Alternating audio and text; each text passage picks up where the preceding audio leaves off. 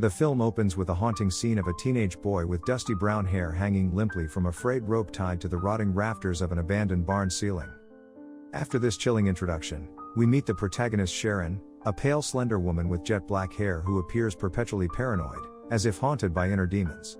She is in a deteriorating mental state, plagued each night by vivid nightmares and cold sweats. Out of desperation, Sharon's concerned husband brings her to the local hospital, where doctors determine her appendix requires emergency surgery. Welcome to Movieland. Appreciate our efforts by subscribing and turning on the notifications, please. It means us a lot. Spoilers ahead. Enjoy. As surgeons operate on Sharon's abdomen, she succumbs to the anesthesia and her world goes black.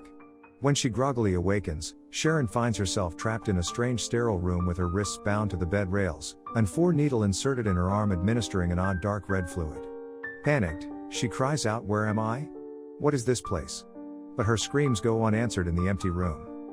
Eventually a tall orderly with graying hair enters dressed in blue scrubs, carrying a metal clipboard. In a chillingly calm voice, he explains, "You became mentally unstable after the surgery, so you've been recovering here for the past few weeks." Sharon frantically asks, "But where exactly am I? What is this facility?" The orderly just stares blankly and retires without another word, leaving Sharon rattled and alone once more. Sharon looks down to see the surgery laceration on her belly has transformed from raw stitches to fully healed skin, making her realize she has been confined much longer than just a few days. The doctor returns to Sharon, this time with a tablet in his hand. Sharon asks him many questions, but the doctor doesn't reply. He just asks Sharon to take the tablet. She pushes him away and runs out. Some people grab her and inject her neck with a sedative. They take her back to her room.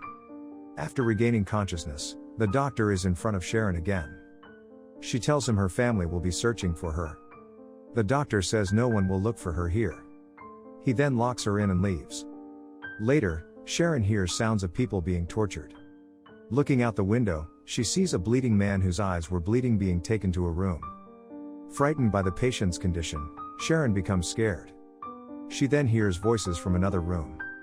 Checking the wall, she finds a note given by the patient next door. The man identifies himself as Everett and says this is not a hospital. As some people enter Everett's room, Sharon only hears his screams. Sharon starts thinking about her past. She remembers lying to her husband once, though he knew and didn't say anything. We see a flashback of Sharon going to a grave while telling her husband she was at the gym. The doctor returns and asks Sharon if she has any regrets. Sharon says no. The doctor finds Everett's note and takes Sharon to a room with other patients. At night, Sharon asks Everett what they've done to him. Everett says they cut out his tongue, shocking Sharon since he can still speak normally. Another patient reveals they repeatedly burn her alive, yet she heals within days. The patients warn Sharon not to let anyone come to her room. A siren rings, scaring the patients as the doctor returns and sends them to their rooms, including Sharon. Back in her room, Sharon reminisces about the lie she told her husband. We learn she secretly visited her ex-boyfriend's grave while lying about her whereabouts.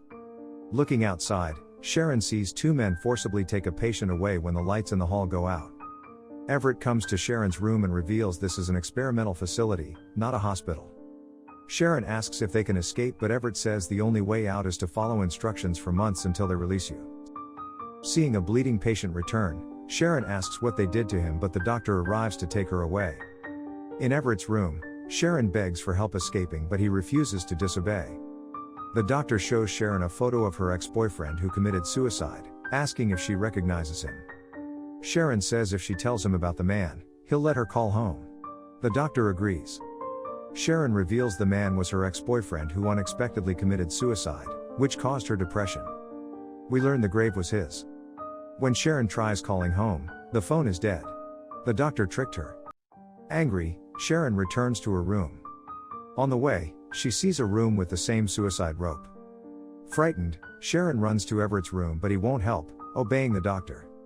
Some staff take Sharon and brutally cut her foot, though the doctor heals it with the red liquid. In Everett's room, Sharon says she saw her ex-boyfriend here years ago after he died. Everett angrily goes to the doctor about not releasing him after 3 months as promised. The doctor takes Everett and his tongue is cut again. Sharon explores her ex's room but finds only a piano, not the rope. Chasing a staff member, she finally reaches an exit but finds only a wall behind the door. Returning to the room, She finds the suicide rope on the piano.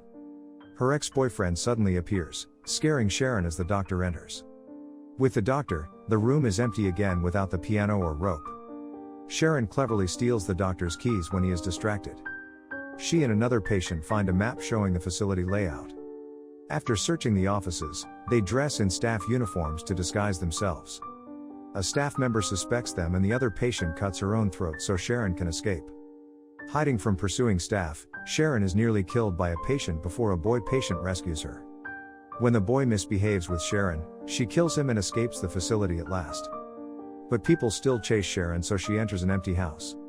She then finds her ex-boyfriend's body again and realizes she never left. Next, we see Sharon sentenced to death. As she comes to, a doctor is treating her. Sharon asks why he doesn't just kill her. The doctor says no one dies here. He asks again if she has regrets. Sharon stays silent.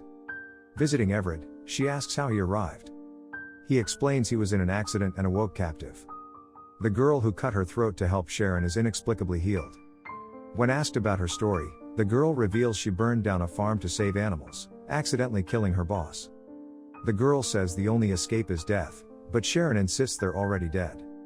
Finally confessing, Sharon admits she murdered her ex-boyfriend in an argument by mistake and made it look like suicide. Sharon tells the doctor she read about a man who wrote a book about hell before revealing the facility is hell itself for those with guilt like her.